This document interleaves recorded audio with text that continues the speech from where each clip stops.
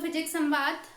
Last topic में आपने distribution of charges के बारे में पढ़ा था और आज जो हमारा नेक्स्ट टॉपिक है वो है properties of electric field lines. तो properties of electric field lines में मैंने 6 पॉइंट्स लिखे हुए हैं, जिसमें कि जो फर्स्ट पॉइंट है वो क्या है, जो इलेक्ट्रिक फील्ड लाइंस होती हैं वो पॉजिटिव चार्ज से क्या होती हैं, स्टार्ट होती है और निगेटिव चार्ज की तरफ क्या होती है, टर्मिनेट होती है। ठीक है। जो आपका सेकंड पॉइंट है वो क्या बोल रहा है कि इलेक्ट्रिक फील्ड लाइंस जो होती हैं वो कंटिन्यूअस होती हैं। ठीक।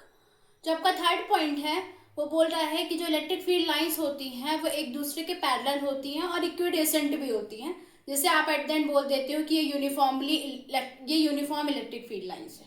ओके। और जो आपका फोर्थ है वो क्या हो रहा है कि electric field lines never intersect each other. Electric field lines जो होती हैं वो कभी भी एक दूसरे को इंटरसेक्ट नहीं करती हैं। ठीक है। जो आपका लास्ट पॉइंट है वो क्या बोल रहा है कि जहां पे भी जो आपका फिफ्थ पॉइंट है वो ये कह रहा है कि जहां पे भी स्ट्रॉन्ग इलेक्ट्रिक फील्ड होगी वहां पे इलेक्ट्रिक फील्ड लाइंस जो होगी वो क्या होगी, ज्यादा होंगी, या फिर आप ऐसा बोल सकते हैं कि एक दूसरे के क्लोज होंगी।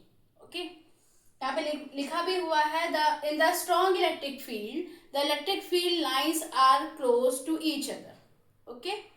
फिर जो हमारा लास्ट पॉइंट है वो क्या बोल रहा है, they can not form close loop.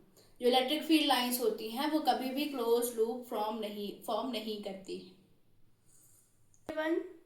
तो जो हमारा नेक्स्ट टॉपिक है वो है इलेक्ट्रिक चार्ज एंड फील्ड, या फिर आप ऐसे भी बोल सकते हैं कि graphical representation of electric field lines for different charges.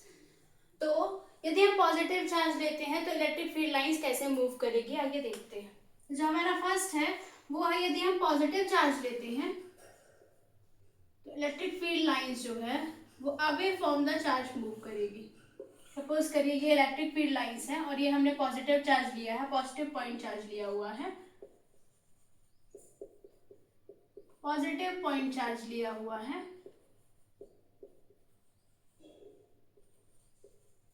Positive point charge लिया हुआ है तो जो इलेक्ट्रिक फील्ड लाइंस है वो क्या करेंगी, away from the charge move करेंगी। ओके।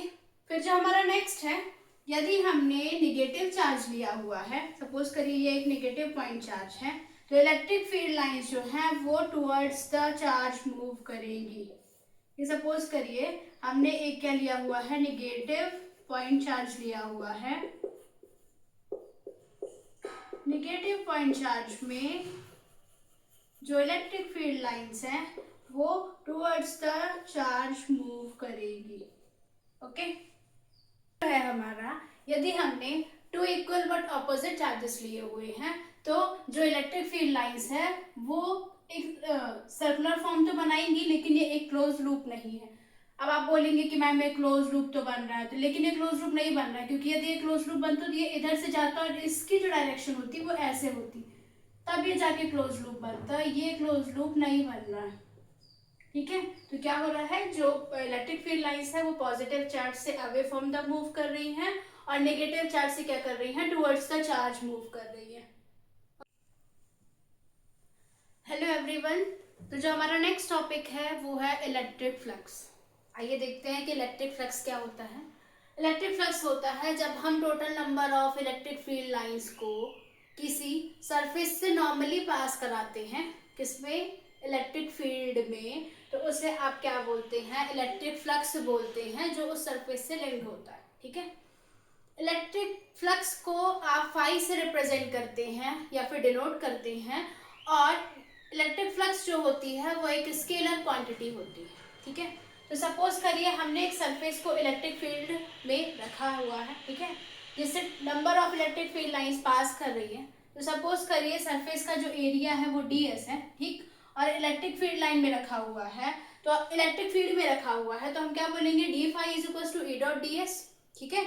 अब यदि ये जो सरफेस है वो एंगल थीटा बनाते हुए मूव करेगा, यदि सरफेस है वो एंगल थीटा बनाते हुए नॉर्मली मूव करेगा, तो आप उसका एक कंपोनेंट लेंगे जिसको आप क्या बोलेंगे, e dot ds cos theta. ठीक है। अब यदि आप इसका वेक्टर फॉर्म लिखेंगे तो d phi is equal to हो जाएगा e डॉट ds। ठीक है। Thank you.